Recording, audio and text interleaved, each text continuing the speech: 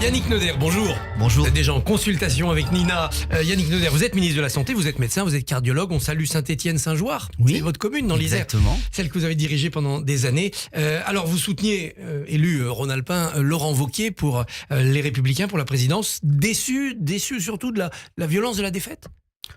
Je crois que c'était assez sain comme compétition. Déçu naturellement, parce que je suis proche de Laurent Wauquiez, c'est un secret pour personne. C'est surtout aussi une relation d'amitié, puisque j'ai été depuis 10 ans à ses côtés à la région Auvergne-Rhône-Alpes, que j'ai été 7 ans son vice-président. Après, c'est le jeu aussi des élections internes. Donc, ce qui est important aussi, c'est de voir que tout ça a généré beaucoup de mobilisation de l'électorat de droite, que les deux candidats ont fait une belle campagne, que Bruno Retailleau maintenant va rassembler tout le monde, et je crois que nous nous verrons d'ailleurs à midi pour ces sujets-là, et je crois que ça fait partie de la démocratie interne d'un parti. Donc effectivement, quand c'est pas son candidat qui a gagné, on est triste, mais d'un autre côté, c'est aussi de pouvoir montrer qu'il y a une vraie vision à droite, et que il va falloir tenir compte dans les années qui viennent, et particulièrement dans les échéances, car au-delà des personnes, c'est sur les idées que nous portons. C'est ce que vous allez dire à Bruno Retailleau tout à l'heure, les idées.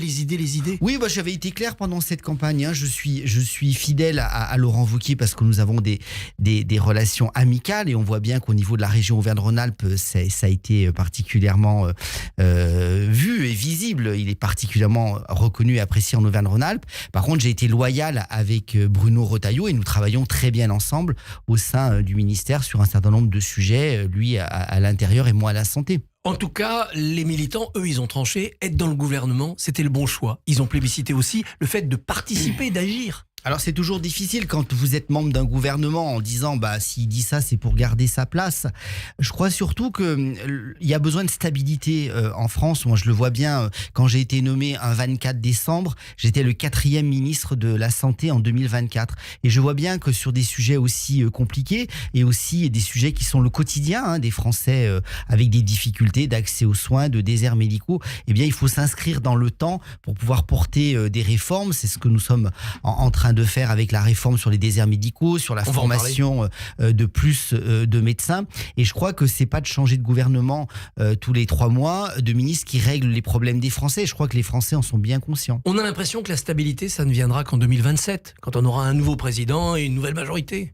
Il me semble aussi, et surtout je pense qu'en 2027, il y aura surtout des questions qui ne pourront être tranchées qu'à ce moment-là. Je pense qu'il y a des questions qui nécessitent d'avoir une majorité pour pouvoir être réglé, ce qui n'est pas le cas actuel. Donc il faut continuer d'avancer, parce qu'on ne peut pas se permettre de ne pas avancer jusqu'en 2027, mais il faut aussi savoir que certains sujets seront des sujets de campagne présidentielle. Justement, la présidentielle, est-ce que Bruno Retailleau a pour charge d'accoucher d'une méthode pour cette présidentielle? Je crois que le président d'un parti doit mettre son parti en ordre. En plus, la droite républicaine, nous sommes aussi un parti avec beaucoup d'élus locaux, puisque nous sommes plutôt à la tête des collectivités locales. Si on regarde les régions, les départements, les communes, les villes, il va y avoir les municipales. Donc moi, je crois que surtout, il faut jamais jouer le 3e tour avant le 2e.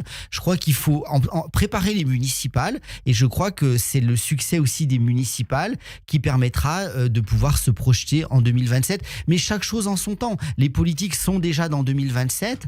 Les Français, pour l'instant, sont dans leurs problèmes du quotidien. Ils veulent des réponses. Et les municipales n'arriveront, je le sais bien, j'ai été maire nombreuses années, n'arriveront qu'en janvier, une fois les fêtes de fin d'année passées. Vous êtes plutôt pour la présidentielle, pour une primaire ouverte à tout le monde, une primaire fermée, pas de primaire, on attend les sondages, comment on fait? Moi, je suis plutôt pas favorable aux primaires, parce que elles nous ont jamais porté chance, et je vois pas comment. On le voit bien là, il y a eu une élection interne. Je crois que on doit trouver les modalités pour désigner notre candidat, mais moi je suis pas favorable aux primaires, parce que vous passez un certain temps à montrer vos différences par rapport aux autres, et puis après il faut vite se mettre ensemble. Je crois que c'est pas notre ADN, en tout cas, la droite. Et est-ce que vous êtes pour des négociations ouvertes avec Édouard Philippe et son mouvement Horizon? Il vous a tendu la main le samedi soir à Marseille. Je crois que c'est un peu tôt. Nous sommes à 2 ans des élections présidentielles. Moi, ce que je crois par contre, c'est que pour être clair, moi, ce qui me mobilise, c'est que en 2027, on ne se retrouve pas avec des extrêmes au pouvoir, que ça soit le Rassemblement national d'un côté ou la France insoumise de l'autre. Donc, je pense que c'est probablement prématuré, mais il faudra que chacun prenne ses responsabilités et que une fois que quand ça sera le moment de déclarer notre candidat, il faudra voir comment est le paysage, parce qu'en 2 ans, il peut se passer beaucoup de choses. Bien sûr. Rappelons-nous, dans 2 ans, il y a 2 ans en arrière, qui aurait dit qu'il y a une dissolution, une censure? Que Bruno Retailleau surgirait, voilà, etc. donc je crois que c'est la beaucoup trop tôt. responsabilité, c'est début 2027, Je pense. se retirer si on n'est pas le mieux placé, quoi. Je crois. Sur le fond, avec Retailleau, il y a quand même l'idée d'un homme qui n'est pas pour la fin de vie. Le texte qui est en débat en ce moment à l'Assemblée nationale. Est-ce que vous avez avec lui un différend sur ce point? Est-ce que vous lui en parlerez tout à l'heure? Je crois que c'est des sujets qui font partie de l'intime, que chacun a sa vision, donc c'est difficile de pouvoir donner son avis, c'est bien tout le problème. Moi, je crois que surtout, ce qu'il faut, c'est mettre des garde-fous. Je crois que nous sommes là aussi pour protéger les plus vulnérables. Je crois qu'il faut rester sur les données essentielles, qui sont que quand quelqu'un demande une fin de vie, c'est souvent parce qu'en fait, il a mal et qu'il n'a pas eu accès aux soins palliatifs. Donc moi, j'étais favorable à un texte en 2 temps, mais vraiment avec une certaine distance entre les 2 textes pour permettre le développement de soins palliatifs partout et pour tous, parce que les études l'ont donné, hein. C'est le centre, c'est le comité de consultation éthique qui l'a donné. Sur 100 patients qui demandent une aide active à mourir, s'ils sont pris en charge par des soins palliatifs, il y en a plus que 9 qui demandent l'aide active à mourir. Ça veut dire que dans 91% des cas, les patients ont trouvé une solution. Et on voit bien, il ne faut pas que non plus qu'en France, obtenir une consultation pour la douleur ou une prise en charge devienne plus compliqué qu'une aide active à mourir. Donc moi, j'étais favorable à ce qu'effectivement on développe les soins palliatifs et pour puis tout après, partout, qu'on évalue, mais je ne suis pas complètement prêt à ce saut sociétal. En tout cas, il faut définir un cadre extrêmement strict avec des garde-fous pour maintenir l'accès à l'aide active à mourir pour, par exemple, les 9% qui le demandent, qui malgré une prise en charge soins palliatifs ne sont pas satisfaits, en mettant des garde-fous extrêmement importants, une décision collégiale. Il faut que ça soit plusieurs professionnels de santé qui décident, de pouvoir aussi s'assurer que le patient a bien toute sa conscience. Donc attention aux problèmes de tutelle, de curatelle qui sont extrêmement importants. On peut être sous influence. Et puis attention aux critères. Alors le critère de cette nuit, par exemple, c'était phase avancée et terminale. Les députés se sont beaucoup disputés autour de ça. Oui, Qu'en dit le médecin? Moi, le médecin, il le dit, et je l'avais dit quand j'étais député, et donc je ne change pas d'avis entre mes positions de député, de rapporteur général de la commission des finances et maintenant de ministre. Je pense qu'il y a un élément qui a disparu et qui, moi, me gêne, c'est le pronostic vital engagé. Quand on est sur des maladies en stade terminal, des maladies avancées, il est très compliqué de définir un pronostic. D'ailleurs, la Haute Autorité de Santé a révélé elle-même qu'elle ne pouvait pas le faire.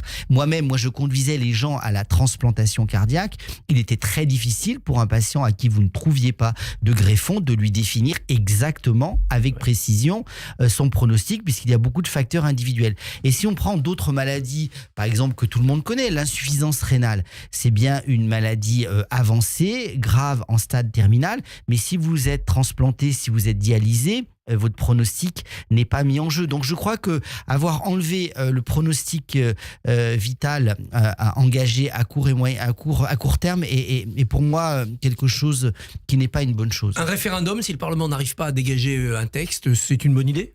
Il faut faire attention aux questions qu'on pose.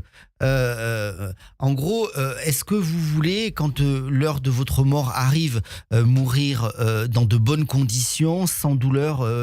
Oui, mais c'est la définition des soins palliatifs. Exactement. Donc il faut faire attention mais en tout cas on ne peut jamais être contre la consultation du peuple et de nos concitoyens, mais attention à la façon dont on pose les questions. Il y a eu des violences aux soignants en croissance ces derniers temps. Encore une infirmière agressée par des dealers à Vénissieux en fin de semaine dernière.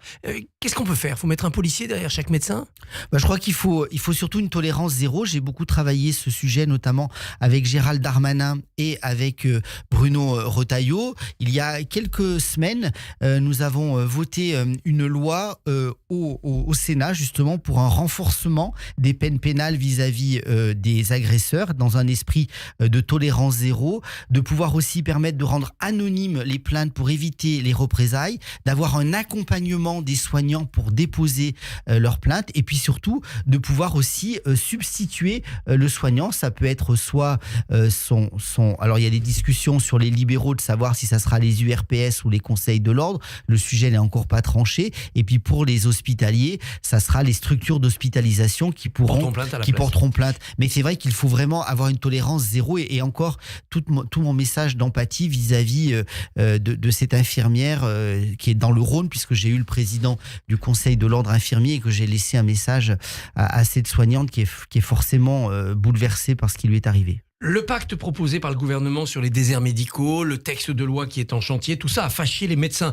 2 jours par mois dans les zones désertiques, ça leur va pas. On va en sortir ? Je crois que si vous voulez, on pourrait tomber dans la facilité en disant tout est parfait, donc ne changeons rien. Malheureusement, on voit bien la grande difficulté. On a 6 millions de Français qui n'ont pas de médecin traitant.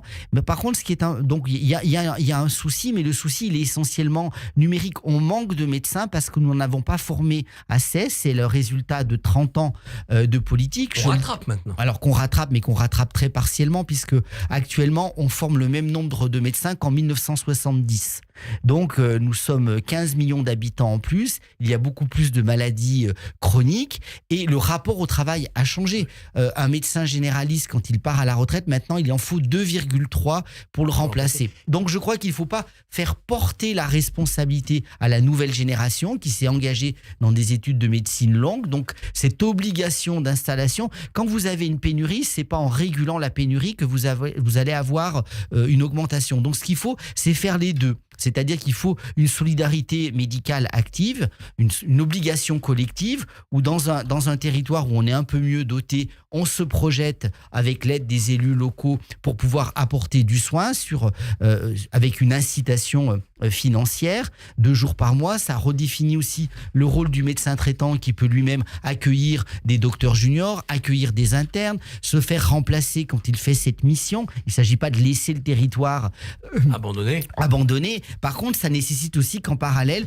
on forme plus, on forme mieux et on forme partout. Donc c'est l'idée aussi des propositions de loi qui sont actuellement au Sénat et à l'Assemblée nationale de permettre d'avoir une année de médecine accessible dans tous les départements, car on sait très bien que les jeunes ne s'installent pas dans les territoires qu'ils ne connaissent pas. C'est de pouvoir justement supprimer le numerus apertus clausus. Et puis le système est trop restrictif. Beaucoup de nos étudiants français sont partis à l'étranger, en Roumanie, en Espagne, en Belgique. Donc il faut rapatrier tous ces étudiants pour qu'ils viennent finir leurs études en France parce qu'on manque beaucoup trop de médecins. Eh bien, Yannick Noder, merci et bonne journée.